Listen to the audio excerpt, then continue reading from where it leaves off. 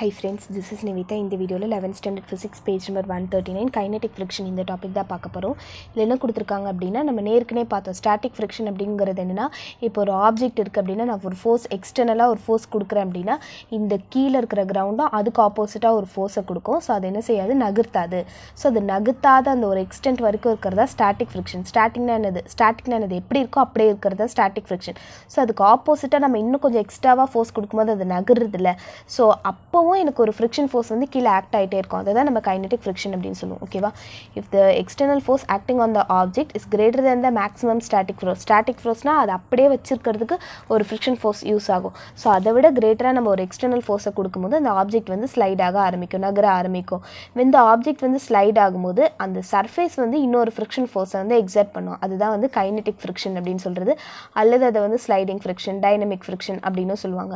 So ஒரு ஆப்ஜெக்டை move பண்ணோம், அட் கான்ஸ்டன்ட் வெலாசிட்டியில் மூவ் பண்ணோம் அப்படின்னா நம்ம வந்து ஒரு ஃபோர்ஸை கொடுக்கணும் which is equal in magnitude but opposite to the direction of the kinetic ஃப்ரிக்ஷனுக்கு ஆப்போசிட்டான ஒரு டைரக்ஷனை நம்ம கொடுக்கணும். இப்போ இங்கே கொடுக்குறது பார்த்தீங்கன்னா எஃப்எக்ஸ் நம்ம கொடுக்குறது அது வந்து நகருது, ஒரு பர்டிகுலர் வெலாசிட்டியில் நகருது. ஸோ இதுக்கு ஆப்போசிட்டில் தான் இருக்கிறது தான் என்னது, எஃப், அதாவது கைனெட்டிக் ஃபோர்ஸ் அப்படின்னு சொல்கிறது, கைனெட்டிக் ஃப்ரிக்ஷன் அப்படின்னு சொல்கிறது. இப்போ இந்த இடத்துல எக்ஸ்டர்னல் ஃபோர்ஸ் கொடுக்கும்போது இந்த இடம் நோக்கி நகரும், அப்போ இதுக்கு ஆப்போசிட்டாக இருக்கிறது தான் கைனெட்டிக் ஃப்ரிக்ஷன் அப்படின்னு சொல்கிறது.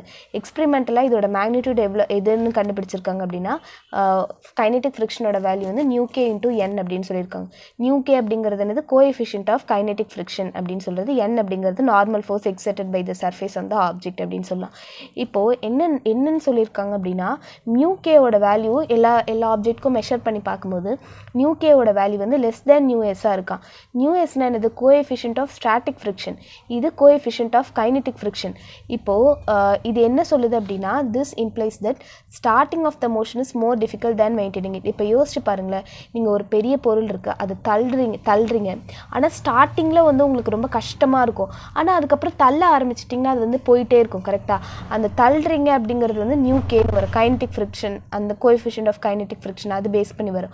இது வந்து ஸ்டாட்டிக் இதை பேஸ் பண்ணி வரும். ஸோ அப்போ நம்ம பண்ணுறதுக்கு நம்ம நிறையா ஃபோர்ஸ் கொடுக்கணும், ஸ்டார்ட் பண்ணுறதுக்கு நிறைய ஃபோர்ஸ் கொடுக்கணும், அப்புறம் போகிறதுக்கு எல்லாமே ரொம்ப ஈஸியாக இருக்கும். கரெக்டாக? ஸோ அதனால தான் இந்த ஸ்டார்டிங்கோட வேல்யூ வந்து ரொம்ப அதிகமாக இருக்குது அப்படின்னு சொல்கிறாங்க.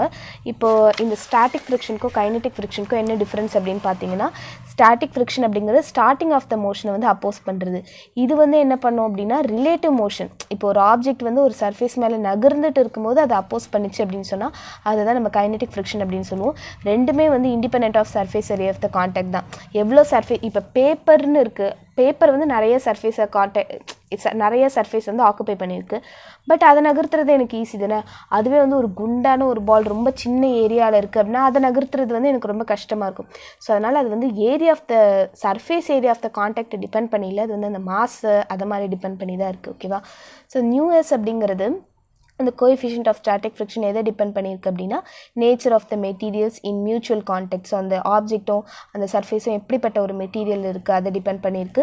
இதுவும் அதே மாதிரி தான், இது வந்து டெம்பரேச்சர் ஆஃப் த சர்ஃபேஸையும் டிபெண்ட் பண்ணியிருக்கு. பிகாஸ் இந்த கைனெட்டிக் ஃப்ரிக்ஷன் அப்படிங்கிறது நம்ம இந்த லிக்விட் அதில் எல்லாமே கூட யூஸ் பண்ணுவோம். ஓகே, ஸோ ஒரு பொருள் நகர்ந்துட்டு இருக்குது அப்படின்னு சொல்லும்போது அது which also depends upon the kinetic டெம்பரேச்சரையும் டிபெண்ட் பண்ணியிருக்கு அப்படின்னு சொல்லலாம். அடுத்தது it depends on the magnitude of applied force. நான் இப்போ ஸ்டாட்டிக் ஃப்ரிக்ஷன் கொடுக்குறேன்னா நான் எவ்வளோ அப்ளை பண்ணுறேன் அதை பொறுத்து தானே இருக்குது, நான் எவ்வளோ ஃபோர்ஸ் அப்ளை பண்ணுறேன். இது வந்து independent of magnitude of applied force. ஏன்னா இப்போ நான் ஓரளவுக்கு கொடுத்துட்டேன், அது நான் முதல்ல ஸ்டார்ட் பண்ணுறது தான் எனக்கு கஷ்டம், அது வந்து அப்ளைட் ஃபோர்ஸை டிபெண்ட் பண்ணியிருக்கு. அதுக்கப்புறம் நகர்த்துறது அந்த அப்ளைட் ஃபோர்ஸை டிபெண்ட் பண்ணியில்ல, அதுக்கப்புறம் அது போகிறது மற்ற இதை டிபெண்ட் பண்ணி தான் இருக்குது. ஸோ அதனால் independent of magnitude of applied force. இது வந்து டேக்ஸ் த வேல்யூ ஃப்ரம், நம்ம ஏற்கனவே படிச்சிருக்கோம். இது என்ன, இந்த கண்டிஷன் படி இந்த ஃப்ரிக்ஷன் வந்து 0லேருந்து நியூஎஸ்என் வரைக்கும் இருக்குது. Takes a value from 0 to mu s N. It can never be, இது வந்து 0 ஆகவே முடியாது. பிகாஸ் இந்த ஒரு மேக்ஸிமம் ரேட் அட்டன் பண்ணோடனே ஸ்டாட்டிக் ஃப்ரிக்ஷன் போய் கைனெட்டிக் ஃப்ரிக்ஷன் வந்துடும். ஸோ அதனால் இது கண்டிப்பாக 0வாக இருக்காது. ஆல்வேஸ் ஈக்குவல்ஸ் டு நியூகே என்ன தான் இருக்கும். What ever be the speed, என்ன ஸ்பீடாக இருந்தாலும் இதோட கைனெட்டிக் ஃப்ரிக்ஷன் அப்படிங்கிறது நியூகே என்ன தான் இருக்கும். இப்போ நம்ம பார்த்தோம் இல்லை, அந்த ஃபோர்ஸ் மேக்ஸிமம் வந்து கிரேட்டர் தேன் நார்மலாக இதை பார்த்தோம் என்னென்னா கோஎஃபிஷியன்ட் ஆஃப் ஸ்டாட்டிக் ஃப்ரிக்ஷன் தான் கிரேட்டராக இருக்கும் கோஎஃபிஷியன்ட் ஆஃப் கைனெட்டிக் ஃப்ரிக்ஷனோட இந்த இடத்துல பார்த்தோம். ஓகே, ஸோ அதை ரிலேட் பண்ணி நம்ம ஃபோர்ஸும் அதை பேஸ் பண்ணி தானே வரும். அப்போ ஃபோர்ஸ் ஆஃப் ஸ்டாட்டிக் ஃப்ரிக்ஷனோட மேக்ஸிமம் வந்து greater than kinetic friction. Okay. Okay, அதே தான் இங்கே சொல்லியிருக்காங்க. It is less then the maximum value of static friction. Static ஃப்ரிக்ஷனை விட கம்மி.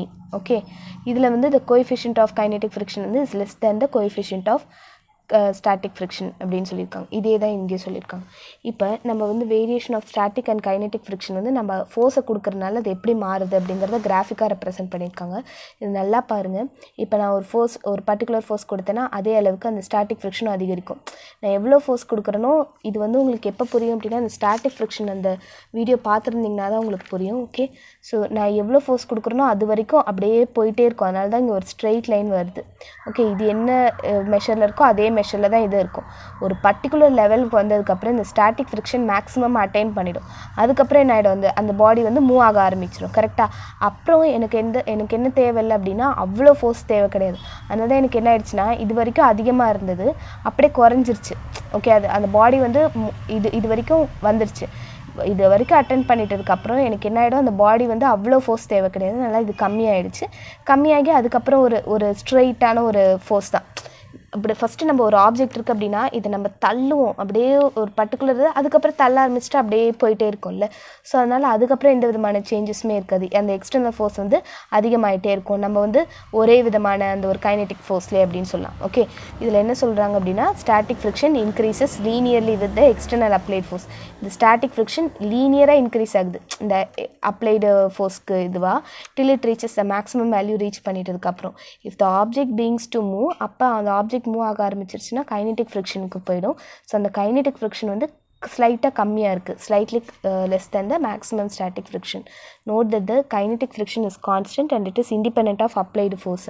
ஸோ அது வந்து ஒரு கான்ஸ்டண்ட்டாக இருக்குது. கரெக்டாக இப்படியே போயிட்டே இருக்குது. அது வந்து அப்ளைடு ஃபோர்ஸை வந்து எதிர்பார்த்து இல்லை. ஸோ தேங்க்யூ ஃபார் வாட்சிங் இந்த வீடியோ. உங்களுக்கு பிடிச்சிருந்தா லைக் பண்ணுங்கள், ஷேர் பண்ணுங்கள், subscribe to my channel. Thank you.